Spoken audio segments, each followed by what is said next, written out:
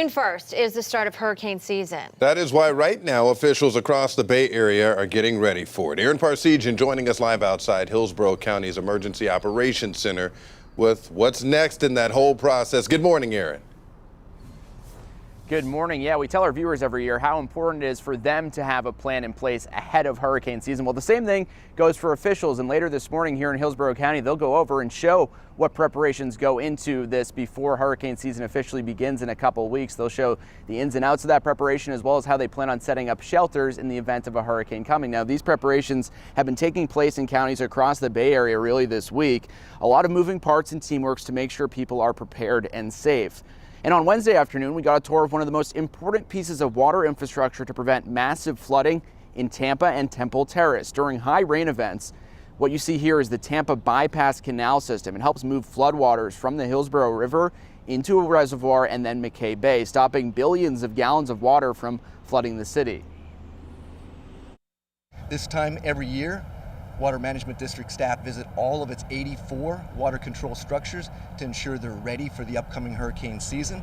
The Tampa Bypass Canal System remains ready, and we have skilled operators willing to activate and operate this structure around the clock to protect the cities of Tampa and Temple Terrace.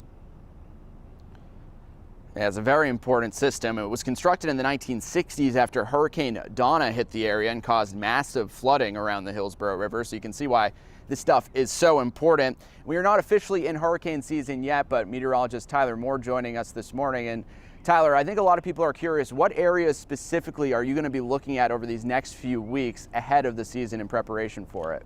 Yeah, Aaron, that's a great question. We normally look towards the Gulf of Mexico and off the coast of the Carolinas. These are kind of two hotbed areas that can kind of develop some of these storms. They're typically on the end of fronts that kind of stall out over the area, and then you can get some spin over some of the warm waters in the Atlantic and in the Gulf of Mexico. You can see kind of the map here. Notice on the trend there, we're in the possible category. So we're not talking likely or most likely. This is just low-end chances for some tropical development, even happening before June 1st, the typical start of hurricane season. So there are kind of the areas that we watch. Storms this early in the season are typically weaker, but I want to break this down. This is over the last 10 years. When in May do most of these storms happen, if they are going to happen before hurricane season? And you can see it's really towards the second half of the month and really the last week or so of May that we watch for the chance for some tropical activity.